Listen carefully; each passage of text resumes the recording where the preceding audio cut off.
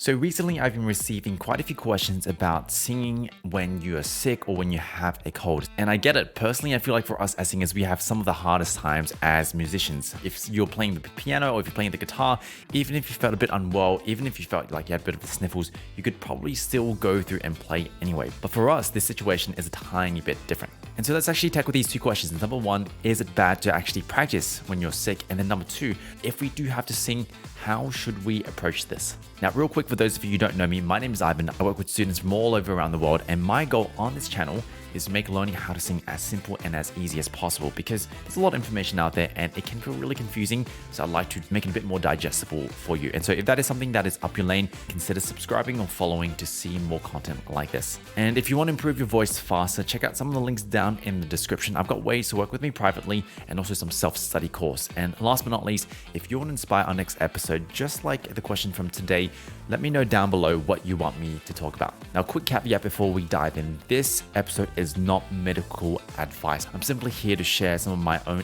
anecdotal experiences and experiences from me working with students from all around the world. So this does not replace medical advice. And so let's tackle this first question. If we have a cold, if we've got a sore throat, if there's some kind of inflammation or pain here, is it okay to sing? Now let's consider why it would even be bad to sing whilst you are sick. Because say if you had like a sore knee, if you had a sore elbow, this wouldn't hold you back from singing. Now the deeper reason why a sore throat or a cold is something to watch out for is sometimes it can cause your vocal folds to get inflamed. They get kind of swollen.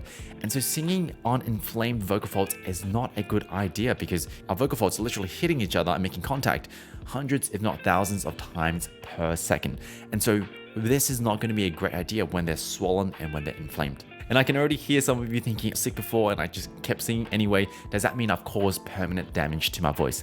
Now, the good news is unless you're performing night after night and you're kind of performing in a kind of bad state or you're kind of really pushing your voice, you're probably not going to sustain any permanent damage, right? What this usually means for us is it just takes longer to recover because remember, the vocal folds are already swollen, they're already inflamed. And so every time you kind of get them to work again, it can irritate them a bit more and it can take longer to recover. Now, another good news is you can actually be sick, you can have a sore throat, you can have a cold and not have it affect your vocal folds too much because there are different areas that can get swollen. Your sinuses, your pharynx, your tonsils, there's all these different areas, right? Usually the one we want to watch out for is called laryngitis, which is where your actual larynx and sometimes the vocal folds themselves, they get inflamed, they actually get infected. And so just because you're sick, we don't actually have to jump to the conclusion that you cannot sing. Okay, so Ivan, you've told me that the vocal folds themselves, if they're inflamed, probably not the best idea to sing, but then you've also told me that if I'm sick, my vocal folds themselves might actually be fine. So how do we actually test out for these inflamed vocal folds? How do we test out, if my vocal folds are actually inflamed? Now, beyond having a camera stuck down our throat, one very simple thing we can do at home is try accessing our falsetto or a lighter mechanism of our voice. Some of you might kind of think of this as head voice. That's totally cool, but just like a light kind of mechanism. And that we're trying to see if it's harder to access than usual. For example, if I kind of go, I'm trying to see, okay, is it harder for me to get that clean kind of sound? Is it harder for me to kind of make that sound compared to, when I'm feeling good, when I'm not feeling sick? And, maybe if I start to stretch it up higher, as I start to ascend in pitch, is it harder than usual? Is my voice kind of not stretching or going as high as it normally does? These are all little cues for us to kind of assess if the vocal folds are inflamed. The rationale here is we're trying to see how thin and how flexible our vocal folds are because a swollen and inflamed vocal fold is going to be less flexible and it's going to be harder for them to connect on the lighter sound just because they're so swollen.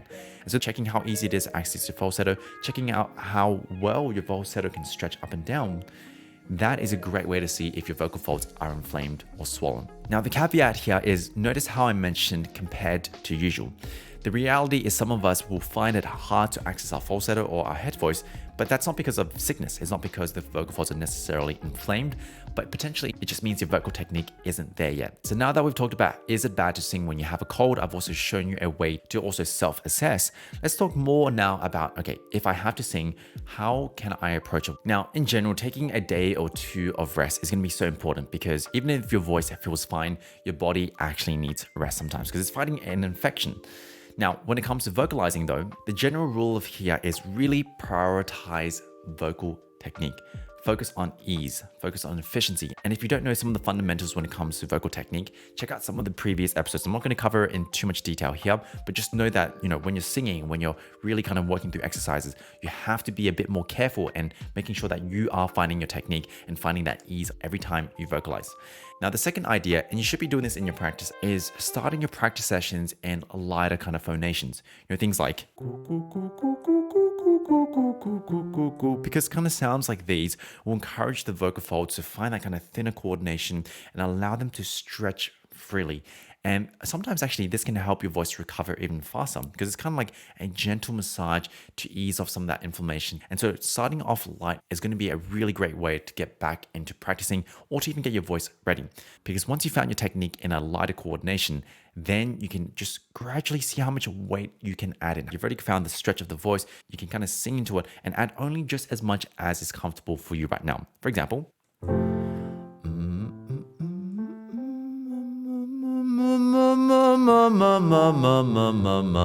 notice how I kind of started in that kind of soft, kind of vulnerable kind of coordination.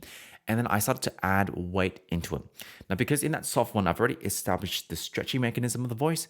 As I'm adding weight in, it still feels quite comfortable. So this is what we mean by starting in a light and right approach and then building the weight as you need. This is a much, much safer way to get your voice ready for performance. And this is also a much better way to build your technique as well. Anyway, that is a wrap, team. Hope you found value out of this episode. If you did, drop a like, drop a subscribe, maybe even let me know down in the comment what you liked.